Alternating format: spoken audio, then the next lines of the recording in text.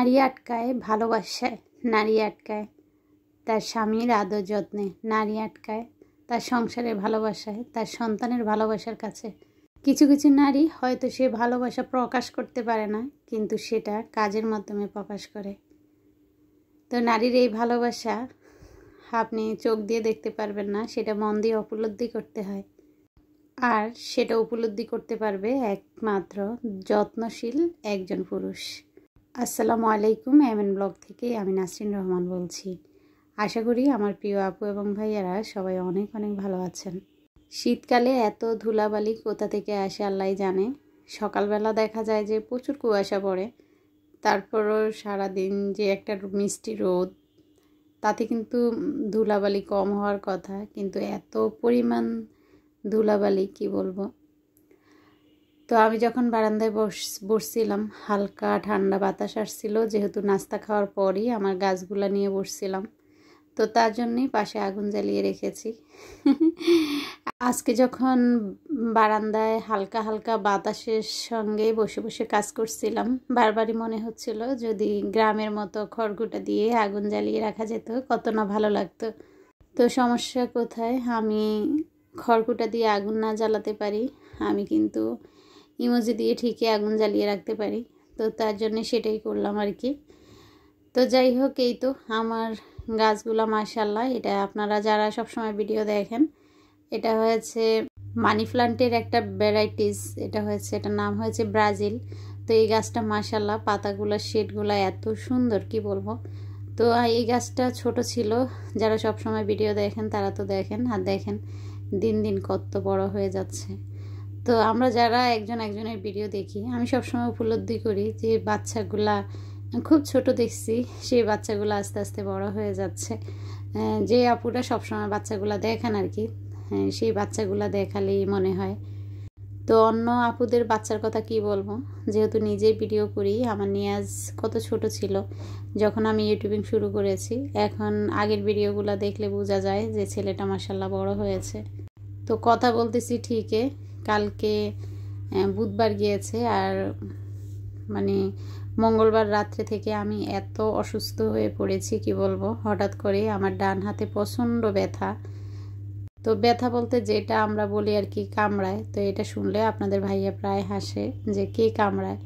তো আসলে দেখবেন, আমি জানি না আমার মতো কার এই সমস্যা আছে, হাত পাগুলো মাঝে মাঝে কেমন জানি করে ভিতরে, সেটা আমি বুঝাতে পারবো না। তবে হাত দিয়ে চেপে দিলে বা গরম কোনো সেকা দিলে সেটা খুবই আরাম পাওয়া যায়। তো হঠাৎ করে আমার রাতের বেলা মানে 10টার দিকে থেকে আমার ডান হাতে প্রচণ্ড এরকম ব্যথা অনুভব করতেছি। তা আমি নিয়াজকে দিয়ে কতবার সেটা একটু মেসেজ করাইছি, তারপর বলতেছি হালকা হালকা মনে হয় একটু চাপ দিয়ে ধরলে ভালো লাগে, ছেলের পা দিয়েও চাপ দিয়ে দিয়েছি। কিন্তু ঘুমিয়ে যাওয়ার পর এত পরিমাণ ব্যথা আমি অনুভব করছিলাম, মানে রাত্রে ঘুমাতে পারি না, সারা রাত ব্যথা করছিল হাতটা। তো যাই হোক, কালকে বুধবার ছিল, আমি সন্ধ্যাবেলায় ডাক্তারের কাছে গিয়েছি। ডাক্তার হাতের জন্য একটা থেরাপি যে বলগুলা সেগুলো দিয়েছে, তারপর কিছু ওষুধ দিয়েছে প্রাথমিকভাবে।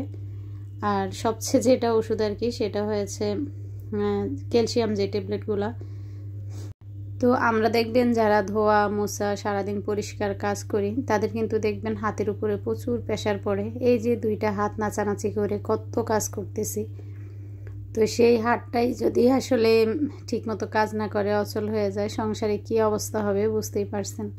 তো আপনাদের সাথে কথা বলতে বলতে মেয়েদের বেডরুমটা কিন্তু আমি গুছিয়ে ফেলেছি, মানে চাদর চেঞ্জ করেছি। এই শীতকালে সবচেয়ে কষ্টের কাজ হচ্ছে কাপড় ধোয়া। তো এই টেবিলটা দেখেন ক্যামেরা অন করে আমি গুছিয়েছিলাম, তো পরে দেখি ক্যামেরা অফ হয়ে আছে। তো কি আর করা, মেয়ের রুমটা গুছিয়ে নিয়ে যখন চাদরটা চেঞ্জ করছিলাম, এর মাঝে এসে আবার একটু খিচুড়ি বসিয়ে দিয়েছিলাম দুপুরের জন্য। তো ওই যে বললাম কালকে বুধবার ছিল, শরীরটা ভালো ছিল না, তো তার জন্য এখানে মুরগির হাত পা কলিজা মাথা যা ছিল আর কি, সাথে 3-4 পিস মাংস দিয়েছি, সেটা দিয়ে আমি বেশি করে ডাল দিয়ে এখানে খিচুড়ি রান্না করেছি। যে অন্যান্য রান্না করতে গেলে আসলে ঝামেলা হবে। তো মুরগিটা একদম কাটাকুটা ছিল, একটা প্যাকেট করা, সেটা ভিজিয়ে তারপর মশলা বাটা ছিল, সেটাকে আমি কষিয়ে এই যে ডালে চালে খিচুড়ি দিয়ে দিলাম। তো বললাম টমেটো সালাদ করে দিব, আর আচার আছে সেটা দিয়ে খেয়ে নেবে আর কি। কথা বলতে বলতে আপনাদের সাথে বলাই হয়নি, আজকে পুরনো একটা জিনিস আমি DIY করব। তো পুরোপুরি শেষ করতে পারিনি, আশা করি পুরো ভিডিওটা জুড়ে থাকলে দেখবেন আপনারা। এই বটিটা নিয়ে আমার অনেক আপুদের অনেক প্রশ্ন ছিল। তো বিশেষ করে আমার এই মুহূর্তে আমার মনে নেই, আমার একজন আপু বলেছিল আপু বটির ধার কেমন জানাবা। তো আপু যেহেতু আসলে বটিটা এনেছে 2-3 দিন, আমি এখন তো দেখতেছি প্রচুর ধার। তো কয়েকদিন কাজ করলে পরে বোঝা যাবে আর কি, ইনশাল্লাহ আমি রিভিউ দিব। আমার বড় মেয়েটা আজ ইন্টারে পড়ে। তো দেখেন, ও যখন ছোট ছিল, মানে চণ্ডীগড়ে ছিল বলি আর কি আমরা, তখন ওর মানে দুধে একটু সমস্যা হচ্ছিল, এই প্লাক্সটা এনেছিল। তো এই প্লাক্সটা সম্পূর্ণ স্টিলের, স্টোর রুমে পড়েছিল। আর এটা দিয়ে কিন্তু মানে পানি নিলে নিচে দিয়ে কেমন জানি ঘামায়। তো আগে ইউজ করতাম, ইদানিং তো আর ইউজ করা হয় না। তো ভাবছি পুরনো জিনিসকে একটু নতুন করে রূপ দেই। তবে আমার ইচ্ছা ছিল পুরোপুরি শেষ করে ভিডিওটা আপলোড করার, তো আসলে সেটা হয়ে ওঠেনি। তার জন্য ভাবছি যেটুকু করা আছে সেটাই আপলোড করে দেই। তো এটাকে আমি সাদা যে কৌটার রঙগুলো আছে সেটাই যে করে নিয়েছি। তো আমি পুরোপুরি করতে পারিনি, দুপুর হয়ে গিয়েছিল। তাছাড়া হাতটা যেহেতু ব্যথা, তো নিশামণিকে বলছিলাম একটু রং করে দেওয়ার জন্য, তো বাকিটা সে শেষ করেছে। তারপর শরীর খারাপ নিয়েও একটু বাইরে গিয়েছি, আর তার কারণ হয়েছে আমার পাখিগুলো সেল করা লাগবে।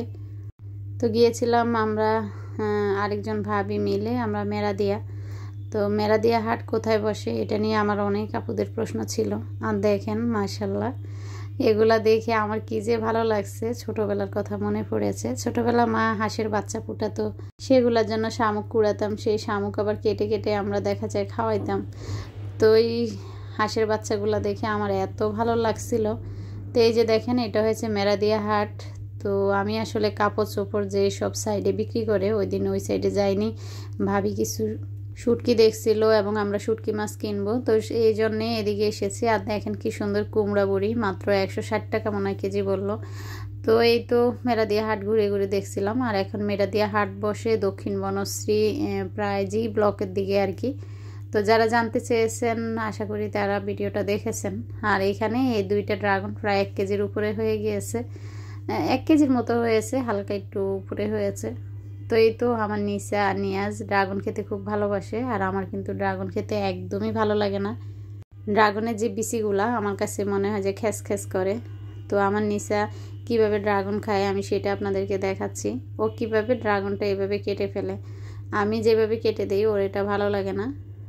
তো এখন সে কী করবে, এই যে চামচ দিয়ে এভাবে ড্রাগনটা খেয়ে ফেলবে। তো নিয়াজ এসেছে, ও নিয়াজকে বলতেছে নিয়াজ তুমি একটু খাও আর আমি একটু খাই। তো আজ আরেকটা সমস্যা হয়েছে, ভিডিওটা আমার আপলোড করতেও দেরি হচ্ছে। আমার মোবাইলের চার্জার নষ্ট হয়ে গিয়েছে, মোবাইলে চার্জ দিতে পারতেছি না। তো সবাই দোয়া করবেন যেন সব দিক দিয়ে আমার শরীরটা, মোবাইলটা সব কিছুই ঠিক হয়ে যায়। আর এই তো নিচে ড্রাগন খাওয়ার স্টাইল দেখেন। তো এই ছিল আজকের ভিডিও, জানি না আপনাদের কাছে কেমন লেগেছে। সবাই ভালো থাকবেন, সুস্থ থাকবেন। আল্লাহ হাফিজ, আসসালামু আলাইকুম।